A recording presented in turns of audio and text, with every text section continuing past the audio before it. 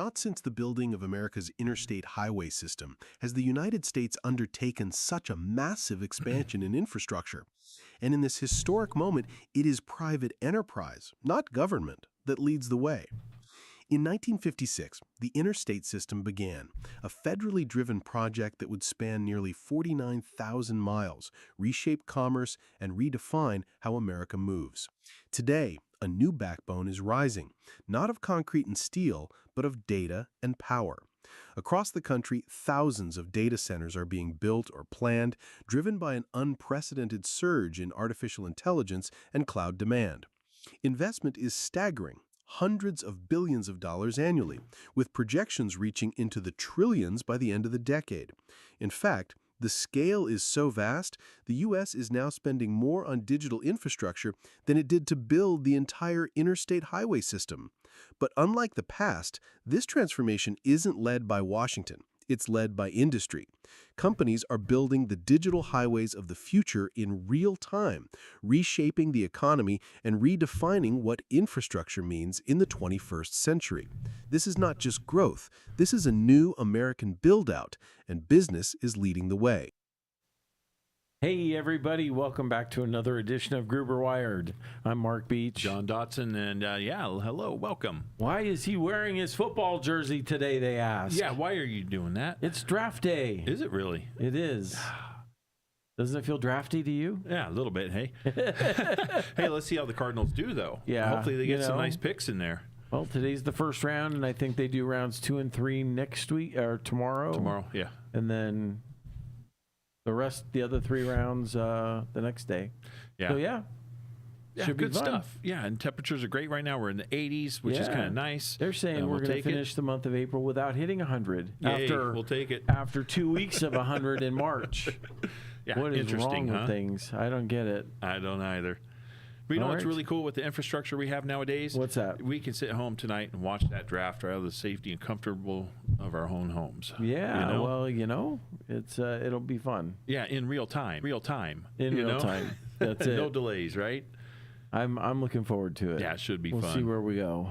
Should be fun. All right.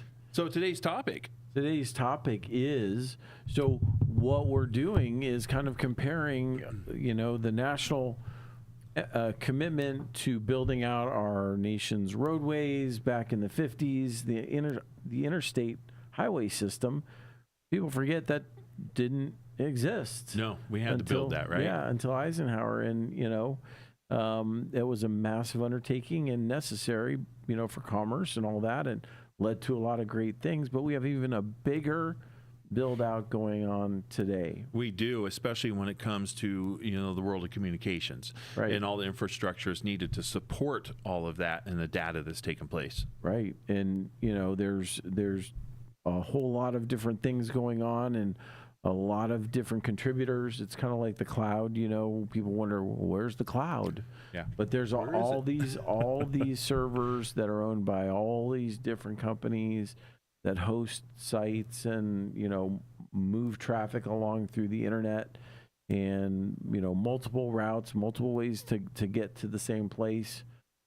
So it's pretty cool. Yeah, and you talk about transportation. I think first thing comes up people's mind is transportation vehicles, right? Right. And that's a form and way of communication, being able to take and drive from one side of the country to the other, which they established.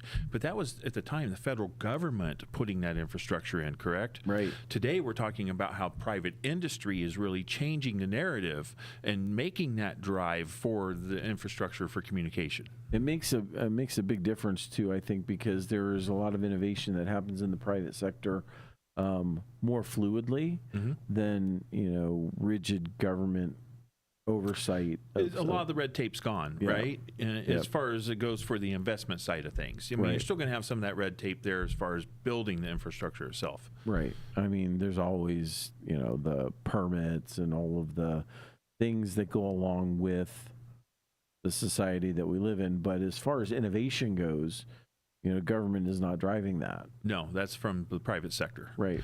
Yeah, one thing that gets to me and amazes me is that we do have infrastructure in place. Of course, we did, all along.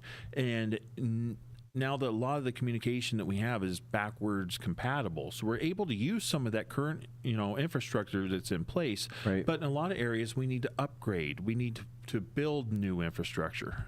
Well, yeah, when they used to put phone lines in houses, I don't know if they even do that anymore. I'm sure they still run copper. Yeah. But if you were putting in a phone or a jack or whatever, and you pulled it out of the wall, you'd only use one pair, but there'd be like 8 pair, 16 pair in the wall, right? Because they always built it out for future expansion. Yeah, and that's how DSL first started. Was that it would use like 4 pair instead of 1 pair, or 4 wires instead of 1 pair. Yeah.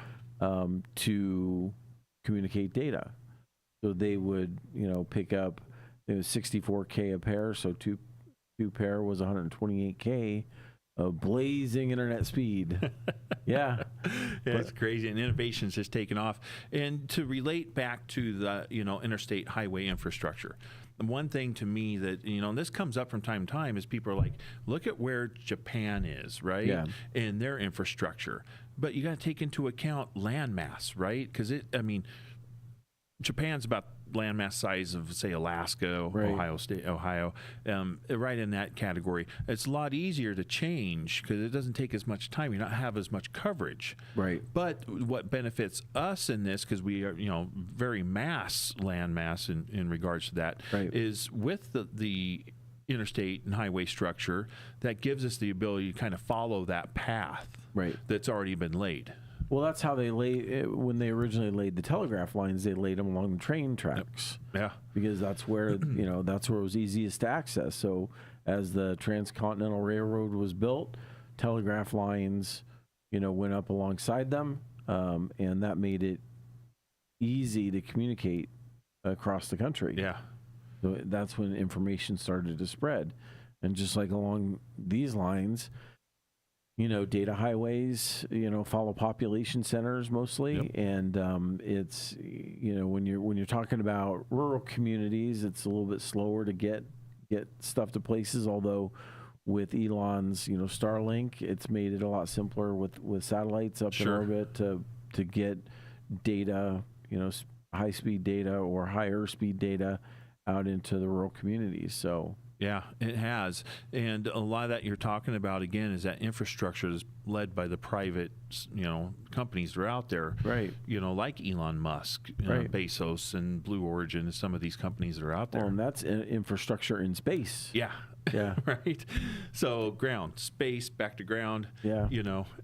It's amazing what's taking place. And you were talking about this when we were talking about the Artemis mission, but them needing some kind of like satellite system around the moon. Yeah. So that there is no like blackout, communication blackout when they go around the backside. Sure. There should be something they can hit that relays. You would think. Yeah. And I imagine they'll have that in the future. Yeah. It'll be there. I would think so. I But would think one that would thing be that's important. always got to me is, and I'm done this a little bit off subject, but then coming back, is we have always had this vision of being able to travel at the speed of light. Right? It came from stories, movies back in the day. And so we had, Ford came along, built automobiles, we're able to increase the speeds. Then we have the interstates and highways come along, give us, increase the speed so that we can travel faster. We think of that as a physical realm, okay? What we see nowadays, I'm telling you, we're already at light speed with transmission of the digital world, right? Because I can hop on a call right now with any of you out there in the world, and within pretty much less than even a second, we can have connection. So I can take my digital footprint and be able to be out in a different environment, say anywhere in the world, in a matter of milliseconds in today's technology. Right. Well, I remember if it was a video that I saw, was reading something, but they measured the speed of light and it's constant. And one thing that they didn't expect is that it is constant no matter what. In Correct. other words, if they measure light from an object that's accelerating, they would expect it to be different than an object that's decelerating, right?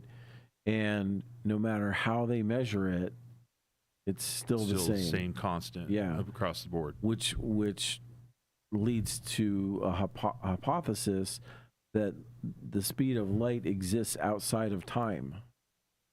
It is Okay. it is not part of time itself. That kind of throws off just common sense theory, right? Well, no, because they say that as you approach the speed of light, time slows down. And if you ever were able to hit the speed of light, time would stop. So that's where, then they've done these measurements, and they, kind of bears out that light is independent. It exists independently, or the speed of light exists independently of other physical realm Yeah. capabilities. Yeah. Yeah, and talking about the speed of light and the transmission, especially in the digital world per se, teleportation, right? Basically is kind of what we're talking about. From one point to another in relative time, point zero. We're within milliseconds of being able to take and project us from here in this screen to your home or viewing area out in anywhere in the world. Right. But now they're down to the sub level, right? Yeah. They've taken those particles, and they now know they can take a particle A, and almost instantaneously reflect particle B at a different location. Right. You're talking about quantum. Yeah, using the quantum Yeah, theories. and quantum entanglement. And, Correct.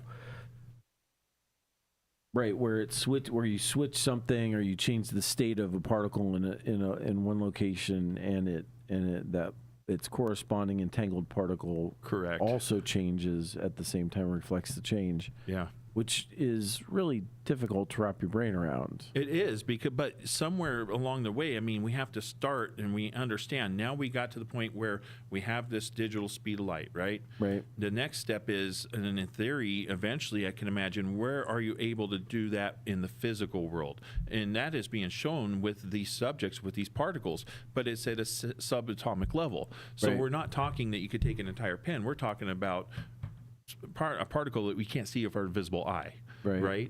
But that's laying the groundwork to get there. We have to do the research, but at least we know that in theory, it's possible.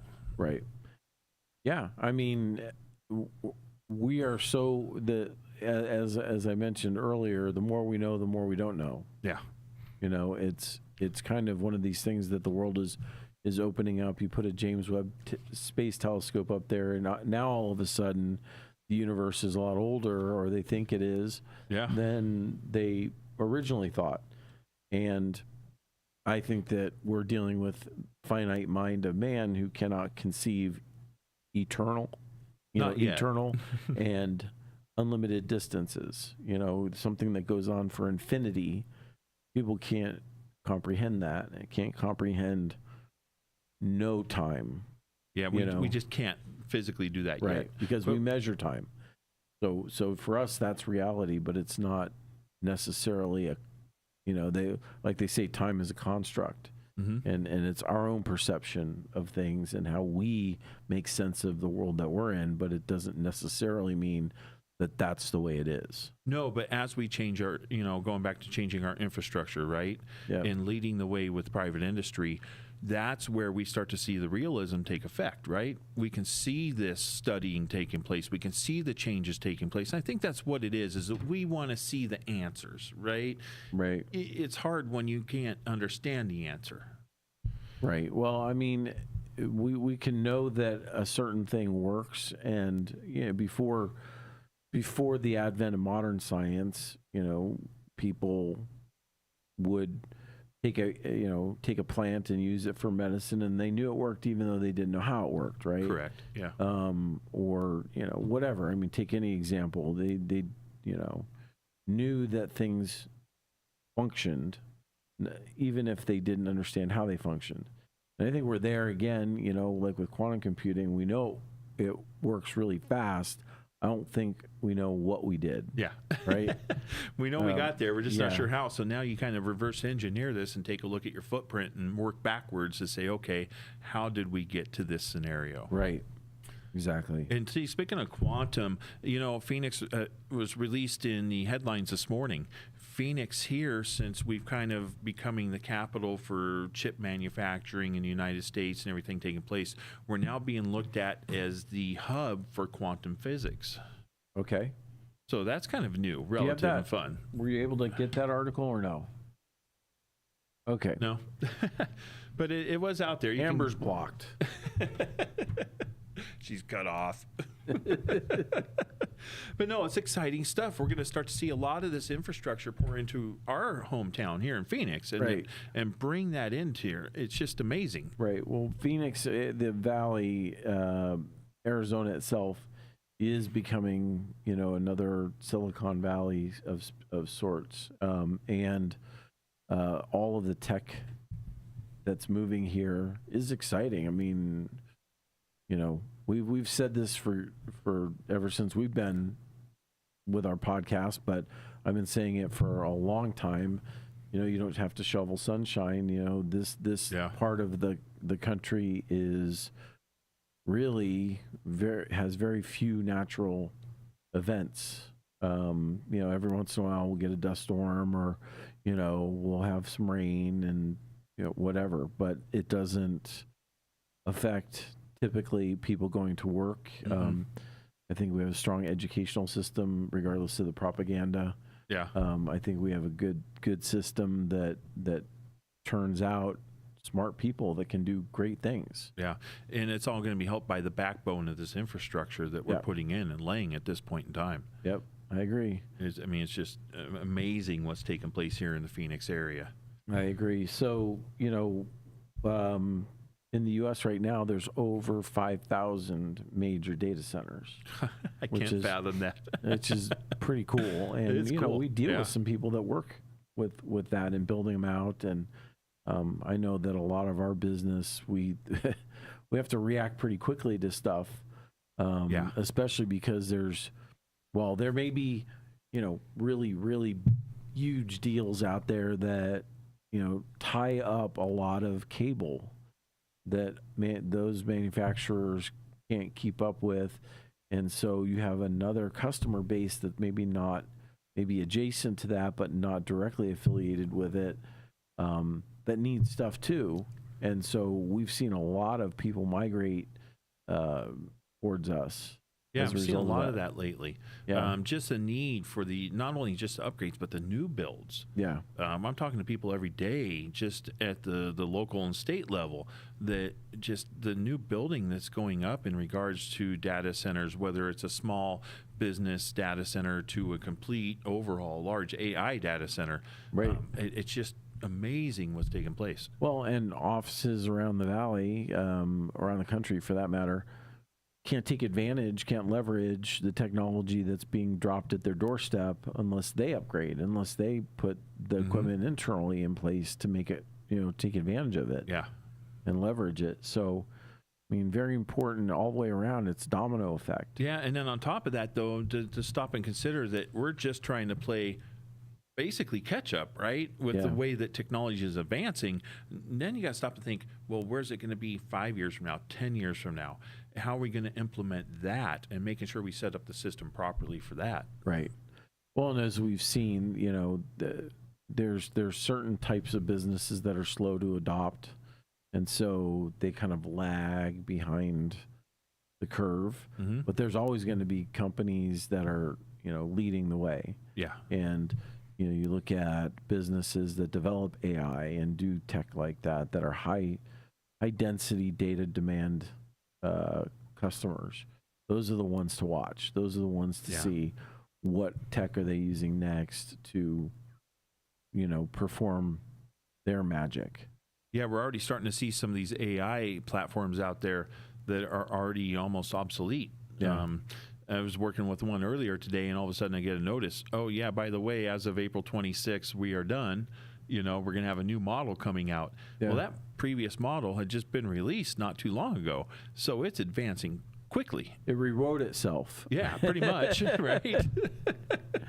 But AI is really driving this. We've talked about this all the time. Yeah. And the case of the matter being that in order to get there, it's one thing to have a drive, it's another thing to have a road to drive on. So laying that infrastructure is extremely important in order to get this technology, not just from me to you, but across the country and then through the rest of the world. I need to find a good AI program that doesn't have any guardrails. Because Good luck. I get so irritated trying to do things, and we can't really do that. And it's nothing, even just, developing, like I wanted to do a picture, a May the 4th be with you picture, right? And it said, it's too similar to May the 4th be with you, so we can't do it. I'm like, yeah, there's going to be a lot of these. I mean, they're going to have to work out in legislation, a lot of these little details. And they'll get there. But I think that that's going to come after we have this infrastructure. Yeah, I don't think it's going to be right away. I think that it's going to be a little while, see how everything reacts, see how it's working, find out where the quirks, the problems are, and then we'll address them at that point in time. Right. I mean, I realize that there are nuances and there's, copyrights and protections and all that, but May the 4th be with you is not, it's similar, but it's not the same. Yeah. It's kind of like sampling music, right?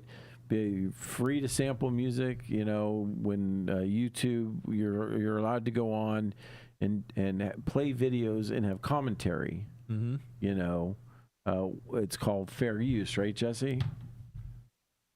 So fair use, but then the digital masters, like with ChatGPT, are aggressively conservative when it comes to what they allow.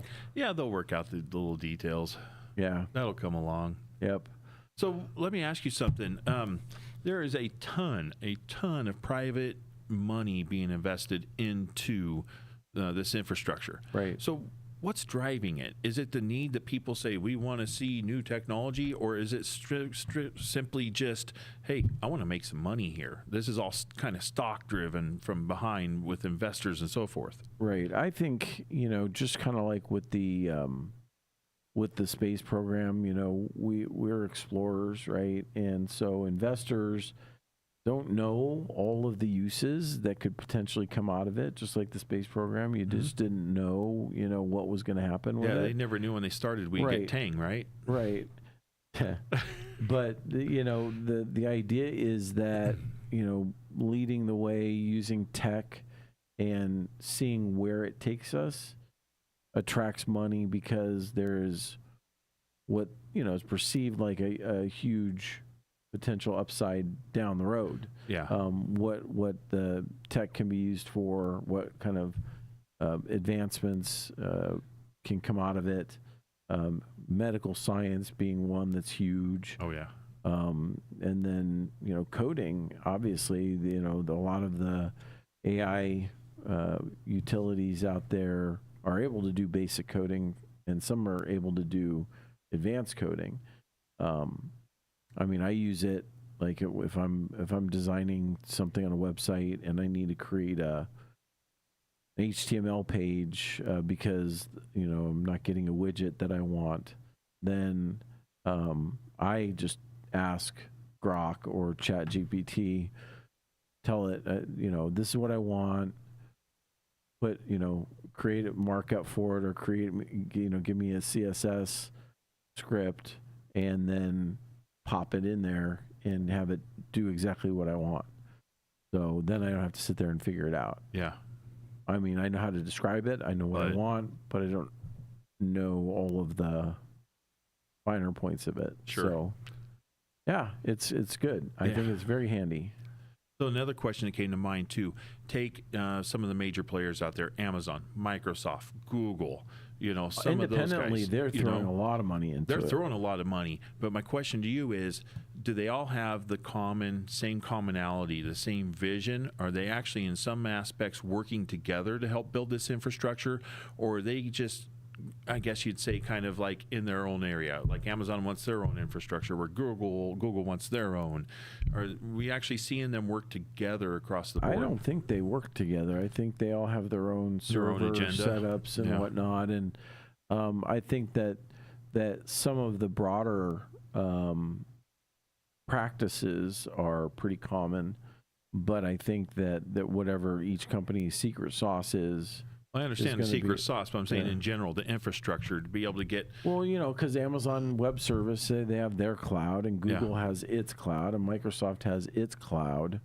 They don't mix. Now, then, like under, let's say, Amazon Web Service or Cloudflare, they all have companies that may appear to have their own thing, but they really sublet. Yeah, that's what I'm talking the about. technology of others. But the big guys are not subletting off each other. No, but that also helps drive the need for the technology. Well, not only that, but capacity requirements are so vast that it's just a hugely important thing that level of space exists out there for all of the customers and all of the projects that exist.